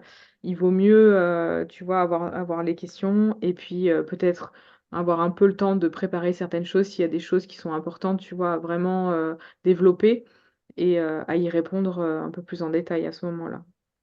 mhm. Bien sûr, avec Ok. plaisir, Mhm. oui, de, d'avoir vos questions. Au contraire, ça, ça va donner comment dire, Une dynamique. une dynamique, l'ouverture à être ensemble. C'est Ouais. déjà notre petit cercle de femmes qui est même virtuel. On ne se voit pas, mais avec grand plaisir à celles qui ont été voilà, touchées par notre sujet et qui vous avez des questions supplémentaires. Des questions, il n'y a pas de bonnes et mauvaises questions, hein. Toutes les questions sont justes et ont leur place. respecter. Mmh. Même les sujets, même si vous voulez que ça soit anonyme, par exemple, ça, je sais pas, est-ce qu'on peut faire que ça soit posé anonyme, on va pas, que ça soit pas visible par les autres, par exemple, si vous voulez poser une question, mais pas de forme anonyme, je sais pas, Céline. Oui, moi j'ai la possibilité de faire une foire aux questions anonyme sur mon Instagram. Mhm. Ah oui, Oui, on jamais il y pourra. a des questions au De sujet de... de toute façon, YouTube, la plupart du temps, les gens n'ont pas de chaîne YouTube et c'est anonyme parce qu'ils vont mettre un pseudo, tu sais pas qui c'est qui pose vraiment la question. Et sur Instagram, je mettrai aussi une boîte à questions, voilà. Je mettrai à plusieurs endroits, comme ça on aura plusieurs questions, auxquelles on pourra répondre et je mettrai toutes les questions, je te les enverrai et comme ça on pourra voir auxquelles on va répondre. Peut-être on pourra pas répondre à toutes les questions s'il y a beaucoup de questions et beaucoup de sujets et qu'il faudra développer. Heu, Mhm. mais ouais, au moins mais je pense qu'il y aura des questions certainement, aussi qui reviendront dans le même sujet, le même thème et donc on Mhm. pourra traiter, peut-être plusieurs questions à la fois aussi, sur des sujets bien précis. Bien sûr, bien sûr. Et même, il me vient l'idée de, pourquoi pas, petite cérémonie ensemble, avec tambour, un petit peu chanter, pourquoi pas. J'adore les instruments et un peu plus, voilà, faire voyager un petit peu, ne serait-ce que quelques minutes. Ouais, C'est comme... en fin d'interview, oui, on pourra faire ça, ouais, ça peut être pas mal aussi. Mhm, mhm. Avec Avec plaisir. plaisir. Oui, parce que le tambour, il a sa place dans ouais, depuis quelques années, depuis le départ de mes parents, justement. C'est c'est ça, c'est ça. Le mystère, le téléphone qui a commencé à parler tout seul. Oui, il est venu au départ de mes parents et vraiment, c'est un instrument qui m'accompagne. J'adore écouter les rythmes et même parler plus sur cet instrument, faire écouter. Et, Ouais et de quelle initier manière un peu. Ouais, ouais. de quelle Et manière j'accompagne la femme quand elle vient, voilà. il vient tard le tambour, je trouve, chez certaines femmes, il met du temps à venir, hein, quand même, hein. Hmm. Il met du temps, c'est un chemin, Ouais, oui. hein. Faut être prête, faut avoir l'appel, en fait, hein. Moi, tu vois, j'ai eu Oui. l'appel, bah, pendant le covid, Mhm. tu vois? Moi, c'est, 2020. J'ai eu l'appel et j'ai eu mon tambour qui est arrivé. Et j'ai commencé à en jouer, à cette période-là. Oui, j'ai une amie qui a voulu juste comme ça, je veux, je veux, je veux. Mais après, elle est restée accrochée au mur 2 ans. Elle a pas arrivé de l'approcher. Ah Parce oui, que oui, c'est il puissant, a hein. l'esprit, c'est un esprit vivant. Eh C'est le oui, temps, bah oui. c'est la nature, c'est les 4 éléments, les 5 éléments avec l'esprit. Et c'est quelque chose qui vraiment qui fait voyager. Et c'est d'ailleurs les sons qu'on écoute dans l'utérus dans le ventre de maman, c'est nos sons primaires en fait. Et c'est le retour tout simplement à la Pachamama, à la terre-mère. Ouais, je trouve que pendant le cycle, pendant qu'on a nos lunes, justement, jouer du tambour, ça aide aussi, je trouve. Mhm. Bien sûr, bien sûr. C'est le moment, en fait, où vraiment j'ai cet appel, tu vois? Terre, bien sûr. Notre intuition, c'est jamais, elle se trompe jamais en fait. Ouais. Et c'est jamais illusion. Si c'est comme ça, donc c'est comme ça pour moi. Et Mmh. chacune a ses propres. Ouais, c'est vraiment mm. Et, la magie de la femme, c'est très simple. Mmh. Et puis on peut développer aussi le soin ancestral très ancien qui est l'onistime, le bain de vapeur pour Ah oui, tout ça, faudra le qu'on plus de en la qu'on en femme. parle. Faut qu'on en parle aussi. Bah, là, si tu veux, là, ça fait déjà 2 heures. Oui, Ça passe vite. Il y a beaucoup de sujets à aborder, hein, donc là, on va dire que ça va être un premier thème, qu'on aborde et après, on pourra faire plusieurs, thèmes. On pourra faire un thème sur la ionisphère. oui, oui, explorer les soins que les soins qui se proposent en tant que, voilà, dans la tradition maternelle pour la femme, qu'est-ce qu'elle peut expérimenter, comment ça se passe, les, le rituel rebozo, les bercements dans des tissus mexicains, le bain de Mmh. vapeur pour l'utérus, la cérémonie pour les pieds, la cérémonie royale pour les pieds. Et puis le voyage aquatique aussi, je peux en parler plus. Ah oui, oui, on n'en a pas parlé non plus. C'est- tout ça, c'est vraiment en présentiel.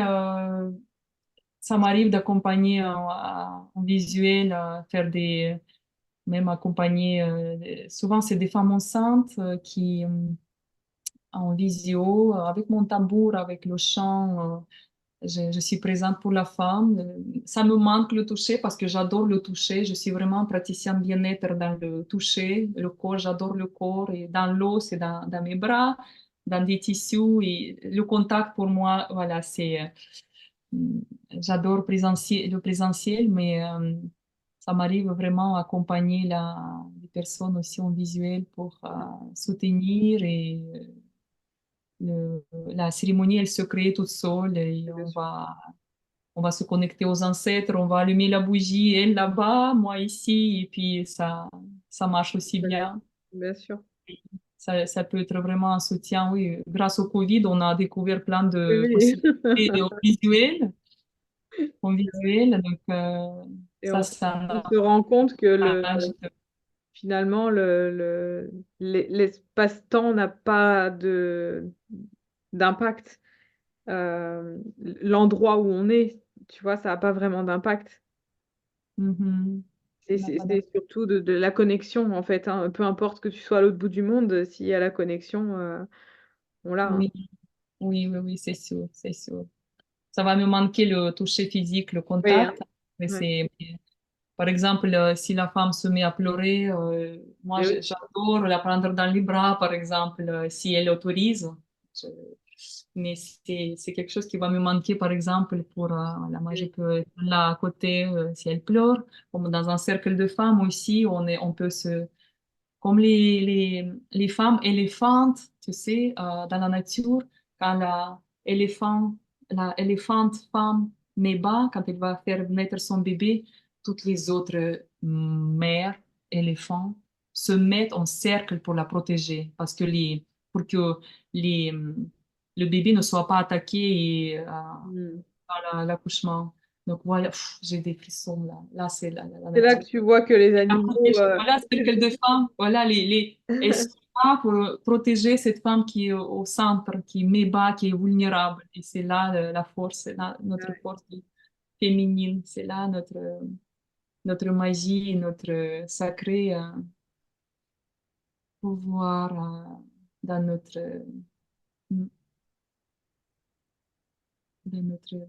cette féminité qui est vraiment sacrée et magique, notre nature. mmh. Mhm. Merci en tout cas, Inga, pour toutes ces belles paroles.